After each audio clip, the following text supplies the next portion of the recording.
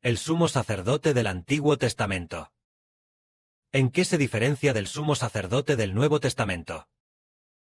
En primer lugar, el deber del sumo sacerdote es hacer expiación por el pueblo, para que Dios perdone los pecados del pueblo. Este es un deber. El otro deber es servir a Dios de todo corazón.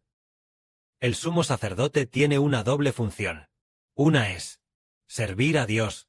La segunda es hacer expiación por el pueblo. Para con Dios, él sirve a Dios de todo corazón, sirviendo a Dios. Para con el pueblo, hace expiación por el pueblo. Esto es lo que hace el sumo sacerdote. Hacia arriba, se presenta ante Dios. Hacia abajo, se presenta ante el pueblo. Él es el puente entre Dios y el pueblo. El mediador entre Dios y el pueblo. Entonces, veamos, ¿en qué se diferencian el sumo sacerdote del Antiguo Testamento y el sumo sacerdote del Nuevo Testamento? Primero, veamos, al primer sumo sacerdote del Antiguo Testamento, llamado Aarón. Este sumo sacerdote, él era, en primer lugar, nació pecador. Nació pecador. Luego, en cuanto a lo que hizo, ¿alguna vez vio a Dios? Nunca vio a Dios. Era igual a cualquier mortal común. No era mucho más grande que un mortal. Igual a la gente común. Sin embargo, el sumo sacerdote del Nuevo Testamento, en primer lugar, no es un pecador. El sumo sacerdote del Nuevo Testamento, en primer lugar, es aquel que creó el universo y todas las cosas, el que estaba con el Padre Celestial. Aquel a través de quien el Padre Celestial creó el universo y todas las cosas. Luego, en cuanto a su identidad, él es el Hijo unigénito de Dios. El sumo sacerdote del Nuevo Testamento, nuestro Señor Jesucristo, él es el Hijo unigénito de Dios.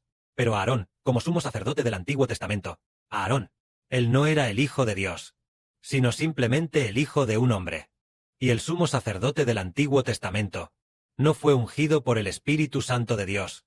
No recibió el Espíritu Santo de Dios. No fue el ungido por el Espíritu Santo de Dios. Él fue ungido simplemente, derramando aceite de unción sobre su cabeza. Sin embargo, el sumo sacerdote del Nuevo Testamento es diferente.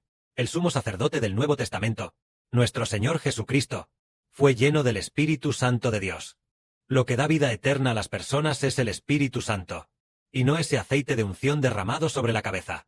Ese aceite de unción, guardado en una vasija, o el aceite de unción en un cuerno, no puede dar vida eterna a las personas. Sin embargo, el sumo sacerdote del Nuevo Testamento, él no fue ungido con aceite, para ser consagrado como sumo sacerdote, sino que fue ungido con el Espíritu Santo como sumo sacerdote. Entonces, el sumo sacerdote del Nuevo Testamento fue ungido con el Espíritu Santo como sumo sacerdote. ¿Qué es el Espíritu Santo? Es el poder eterno de Dios que creó el universo y todas las cosas. Y también el poder eterno de Dios que genera la vida eterna.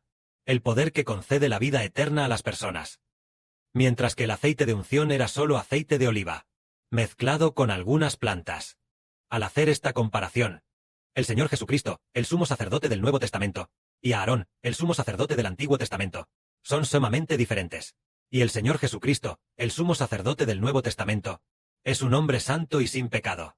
Él no nació de la descendencia de Adán, sino que nació del Espíritu Santo. Él proviene originalmente del cielo, mientras que el sumo sacerdote del Antiguo Testamento proviene del vientre materno, nacido de los hombres.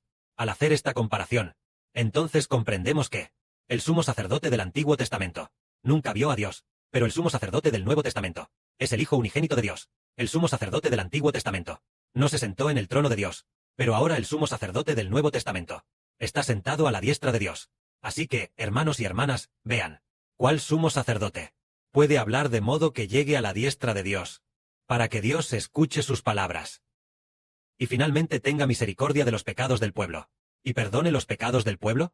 Claramente es el sumo sacerdote del Nuevo Testamento, el Señor Jesucristo, porque el Señor Jesucristo ahora está sentado a la diestra de Dios.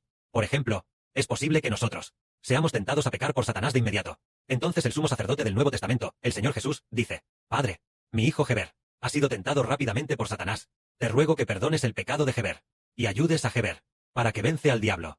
Entonces el Padre dice: Bien, ya que tú eres mi hijo unigénito, a quien amo profundamente, y por amarte profundamente, amo a tu hijo Geber, y haré que Geber no peque. Así, cada vez que estamos a punto de pecar, el Señor está a la diestra del Padre Celestial, intercediendo por nosotros, para que Satanás no pueda vencer. Y al final, cada vez que estamos a punto de pecar, y cada vez que Satanás está a punto de salirse con la suya, maravillosamente, pasamos de la debilidad a la fortaleza. Esto es porque Jesucristo está sentado a la diestra de Dios. Por lo tanto, todos los que pertenecen al nombre de Jesucristo, ya que todos han nacido del poder del Espíritu Santo, son salvados por el Señor Jesucristo, y redimidos eternamente hasta el final. Porque el Señor Jesucristo posee el poder para crear el universo y todas las cosas.